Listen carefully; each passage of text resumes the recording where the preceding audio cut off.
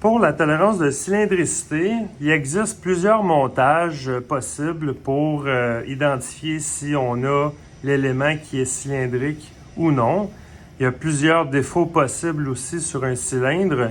Je peux avoir un cylindre où est-ce que c'est bombé avec une bosse dans le milieu. Ça peut être creusé justement. Ça peut être en forme de banane, ça peut être conique également. Il y a plusieurs défauts qui existent. Le montage que je vais vous expliquer, c'est seulement pour les pièces qui sont relativement assez droites, mais qui peuvent être coniques. La cylindricité vérifie la conicité également. Le montage qu'on va faire, c'est quelque chose de quand même assez simple. On va prendre un bloc.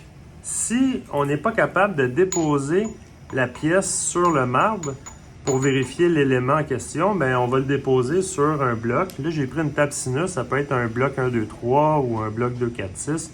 Vous prenez ce qui est quand même droit. La cylindricité n'a aucune référence. Il n'y a pas de surface de référence ailleurs. C'est la surface même qui est sa propre référence. Ce qui fait que, dans mon exemple, je veux vérifier si ce cylindre-là est cylindrique.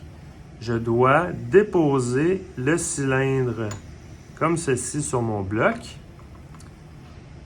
Et on s'entend que on vérifie le diamètre, c'est sa propre référence. C'est comme ça que ça fonctionne, la cylindricité. Et un peu dans le même style que le battement total ou le battement simple, c'est qu'on va prendre plusieurs circonférences comme lecture, puis on va les comparer ensemble. Je vais commencer par le côté gauche de ma pièce. Je vais apporter mon palpeur sur le dessus de ma pièce et au point le plus haut. Là, je vais zoomer pour que vous puissiez bien voir. Là, je ne suis pas dans un bloc en V. Là, vous comprendrez qu'il faut que je fasse une circonférence.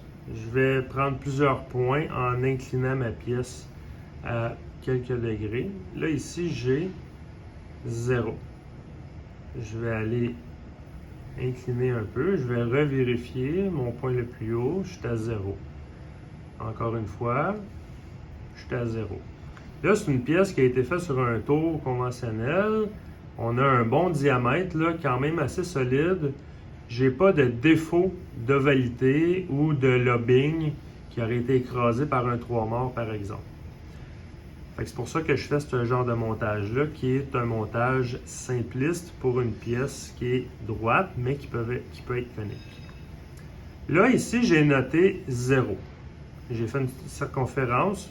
Je comprends que ma pièce est circulaire, mais je prends ça en note. Je m'en viens faire une deuxième circonférence, par exemple dans le milieu. Et je fais le même procédé, mais je ne bouge pas mon indicateur à cadran. Je le laisse au 0 initial que j'avais tout à l'heure. Ici, on a une légère différence. OK, on a peut-être en bas de 5 dixièmes de millième de différence par rapport à notre première circonférence. Je me redéplace, je vais aller au bout complètement. Et là, on voit clairement que l'indicateur n'est pas à 0. Je suis environ à 1 millième et demi. Je vais continuer à faire ma circonférence pour m'assurer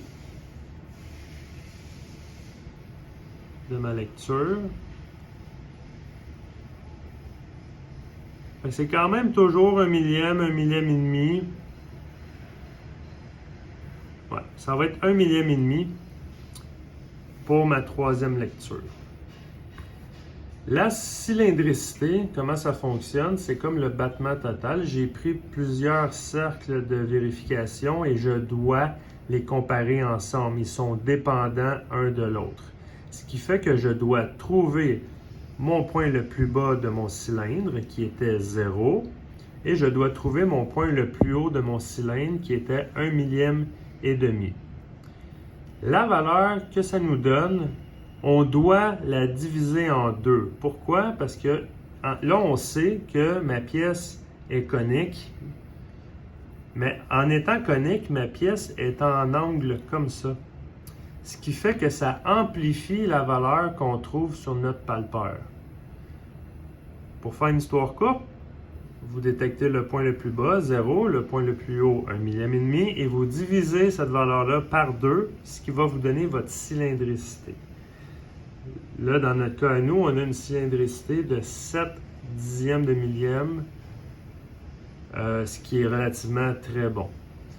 Alors, ça, c'est un montage simpliste pour vérifier une cylindricité en sachant qu'on n'a pas de défaut sur le diamètre, excepté la conicité.